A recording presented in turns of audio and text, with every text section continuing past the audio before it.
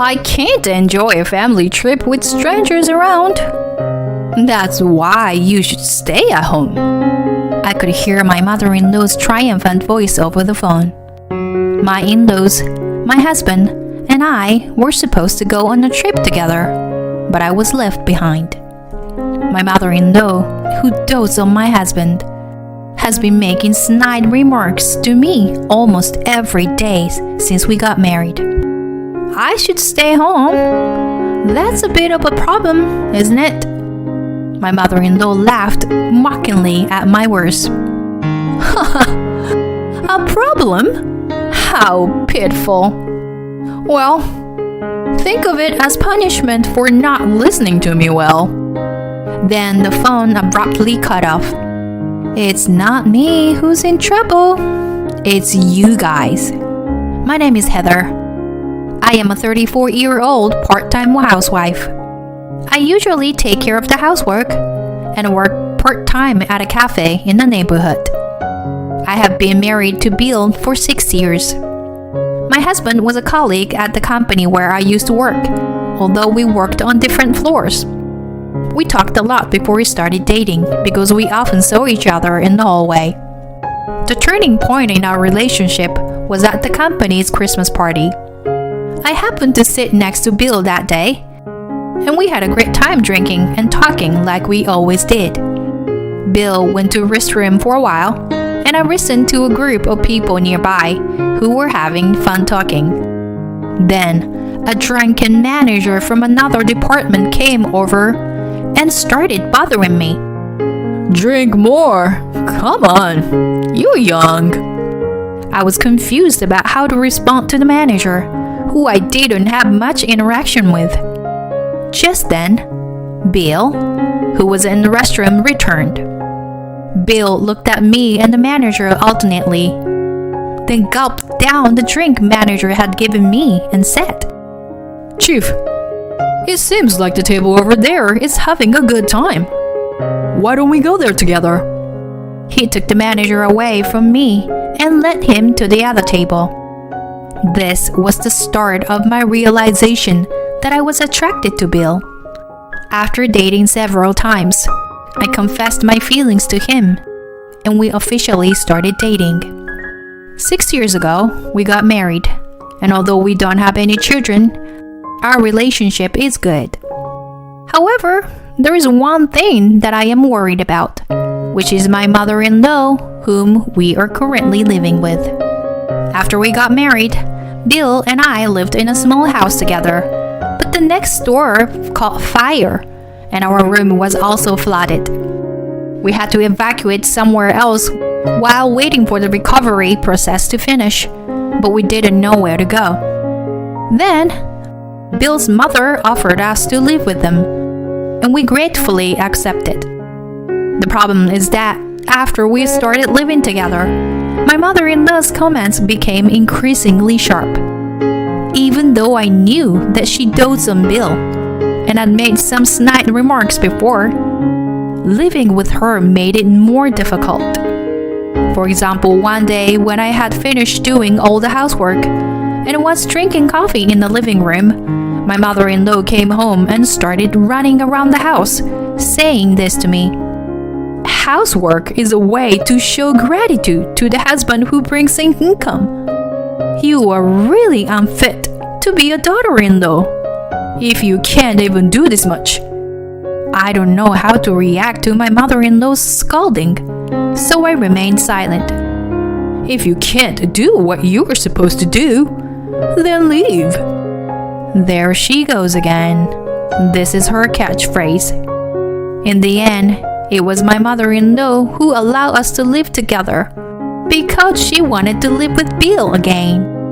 For my mother-in-law, my existence as a wife is nothing but a hindrance. Mom, don't blame Heather too much. Well, what Mom's saying makes sense. In a way, it's no good to neglect housework just because you were working part-time. Right, Heather? It's not a bad thing to cherish one's own mother, but I wish my husband would defend me a little more. I never intend to neglect housework. Even though I work 5 days a week for a short time, I never neglect the housework for 4 people.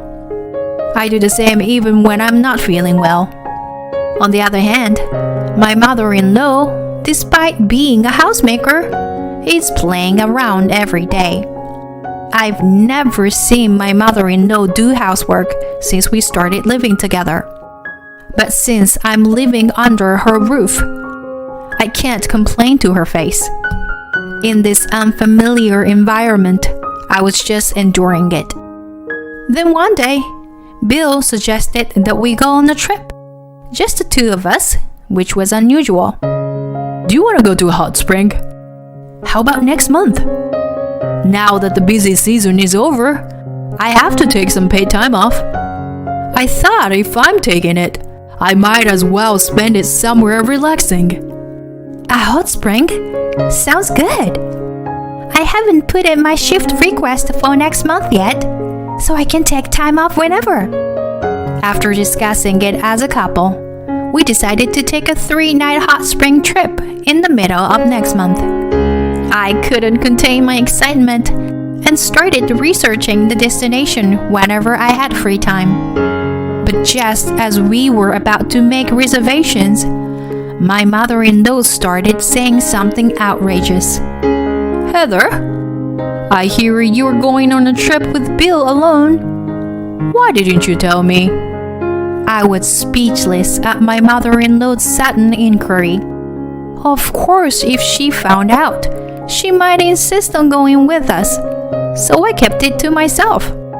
But without saying anything, my mother-in-law let out an exaggerated sigh and then said what I expected. Next month happened to be our wedding anniversary, so we want to take family trip to celebrate. Yes, we should stay in a luxurious pension. Naturally, I had no intention of going on a trip with my mother-in-law. But this time, we were planning to go with just the 2 of us. So, well, maybe next time we can all go together. It was the most compromising response I could come up with. But my mother-in-law wouldn't back down. Next time won't mean anything. We're celebrating our wedding anniversary. Can't you see? Well, if that's the case, why don't you just go with your husband? Just as those words were about to come out my mouth, Bill returned home from work. Welcome home, honey. We're just talking about the trip with Heather. Oh, I'm so excited. My mother-in-law was full of enthusiasm and started talking to my husband. And Bill was agreeing with her as if it were obvious. I wonder if Bill might have said something to his mother behind my back. Well, if Mom is looking forward to it, why don't we go together? All 4 of us. Shall we put off our plan this time? Okay, Heather? Then, as if always invisible, my quiet father-in-law joined and said, Oh, a trip? That sounds great. I had already become unable to refuse the situation of me and Bill going on a trip alone. All right then, next time we'll go just the 2 of us. Although reluctantly agreeing, Bill showed a relieved expression. I was not quite satisfied, but there was nothing I could do about it. I thought I would at least try to push for places to visit and local food that I wanted to eat. My lazy mother-in-law had no objections to me deciding on all the hotel reservations and sightseeing schedules. And the day of the trip arrived. We had finished all our packings, so we planned to have breakfast before leaving the house. When the alarm clock went off and stretched out my body in place. Bill? I noticed that my husband, who should be sleeping next to me, was missing. I thought maybe he had already gotten up and started getting ready. so I headed to the living room for the time being. However, there was no sign of Bill in the living room. Furthermore, his parents were also missing from the bathroom, kitchen, and entrance. No way! I had a bad feeling and called Bill's cell phone, but the phone didn't connect. Next, I called my mother-in-law's cell phone, and she immediately answered. Oh, Heather, what's wrong?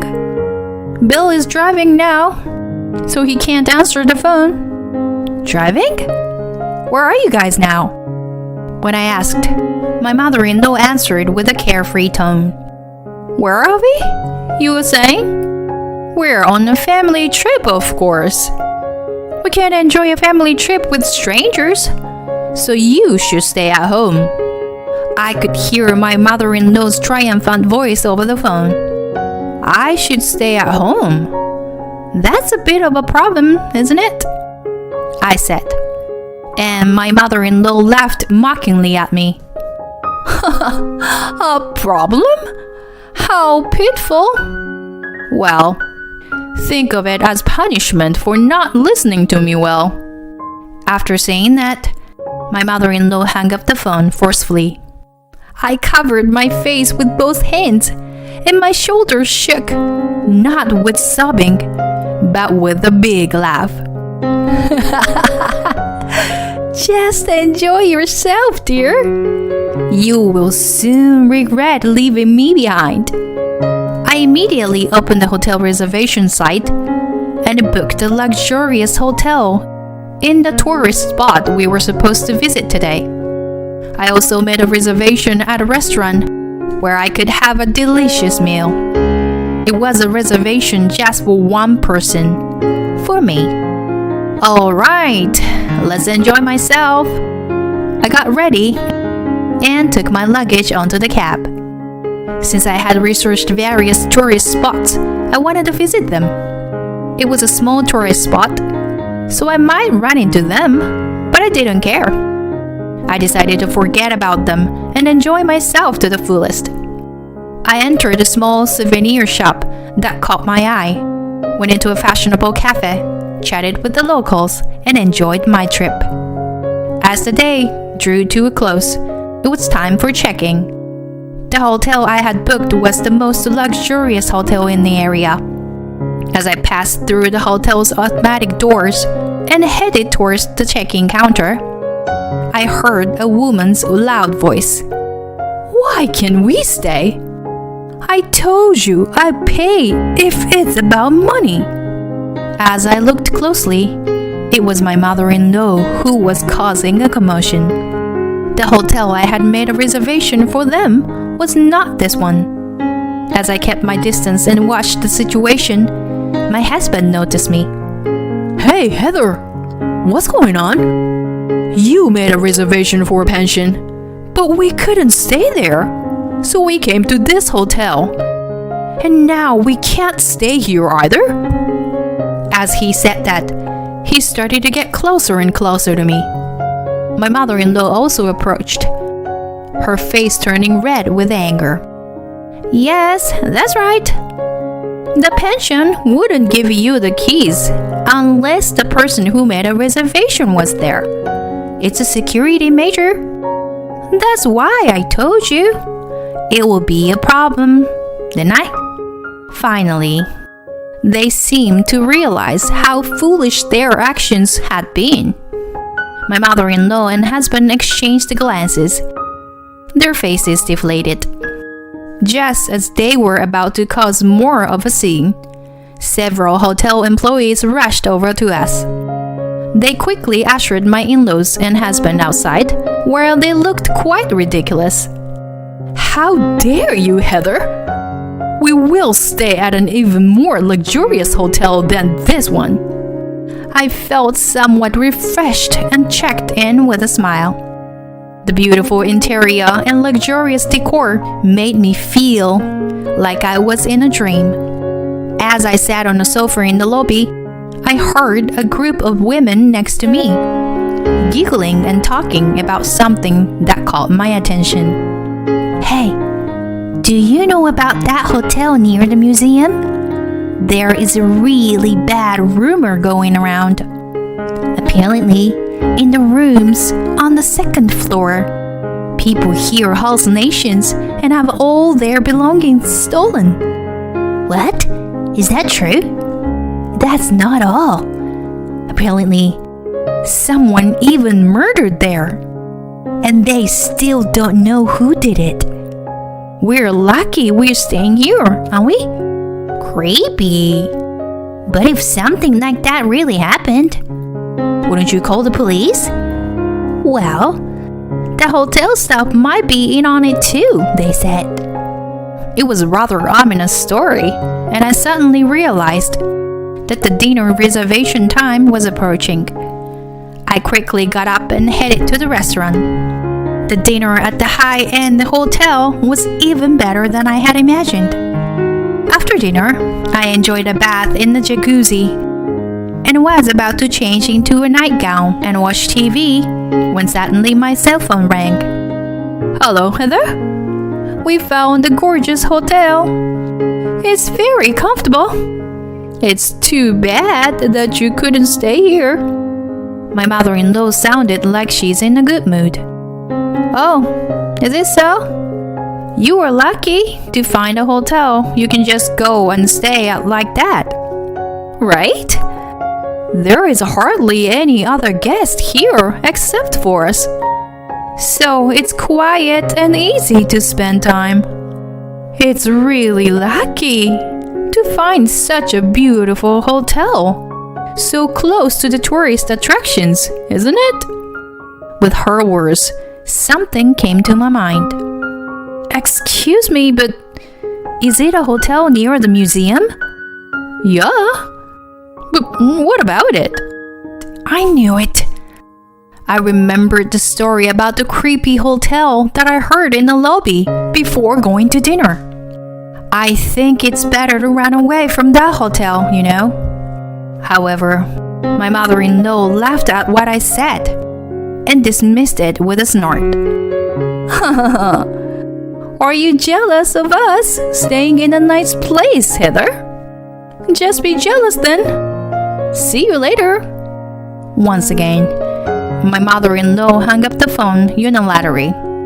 After that, I turned off my cell phone and spent a leisurely time. Then the next day, after checking out of the hotel, I visited the tourist spot I couldn't go the day before.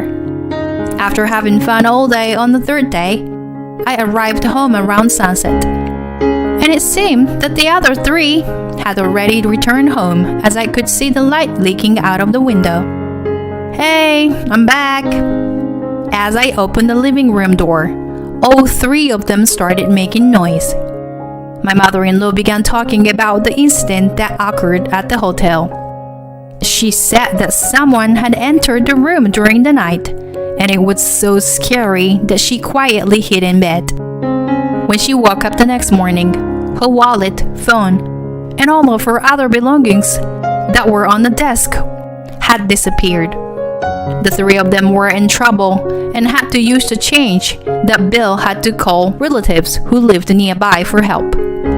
Fortunately, the relatives came quickly and paid for the hotel bill, allowing them to return home safely. Now, they are planning to go to the police station to file a report, and their anger is directed at me. Yes, directly or indirectly. You are also responsible for this incident, Heather. Even if you say that, if you had not left me alone and went on a trip, this would not have happened in the first place, right? When I honestly conveyed my thoughts, my husband raised his voice. Shut up. Don't talk back to me like that. I can't deal with you anymore. I'm divorcing you. I was stunned and couldn't say anything.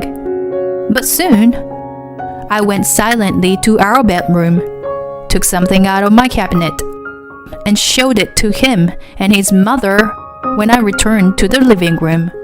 Fine. I don't need a husband who won't protect his wife from being bullied. Bill's face turned pale. I had taken out divorce papers that I had prepared just in case this day would come. Did he not think I would agree to it? He looked totally shocked that I agreed to the divorce. Then my mother-in-law took advantage of the situation and started pushing for a divorce to him. Get rid of this terrible wife and find someone new. I'll help you. Okay, sweetheart? Bill couldn't go against his mother and eventually took the divorce papers. Well done. Goodbye. Live happily with your precious family. Ignoring Bill, who had collapsed on the spot, I left the house. Afterward, we both filed for divorce, and it was finalized in a few months. Bill begged for reconciliation multiple times, but I ignored him every time. From now on, I'll protect you, Heather. So come back to me. He may have said that, but it was already too late, and I no longer had any feelings for my ex-husband, so I wasn't swayed. On the other hand, it seemed like my ex-mother-in-law was happy to have gotten rid of me for a while. However, that happiness didn't last long. The news of our divorce spread around the neighborhood. Gossip-hungry people began investigating the cause and found out about my ex-mother-in-law's bullying towards me. With her already haughty attitude, this incident caused even more people to look down on her. Since she had left all the housework to me, their house was now a mess. I had no interest in my ex-husband or ex-in-laws. However, since I went through a painful experience, I hoped that they would somehow rebuild their lives and live honestly. As for me, I was able to return to my hometown and found a job through a friend's introduction.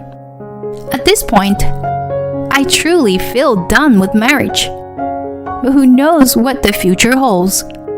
Either way, I plan on enjoying being single for a while.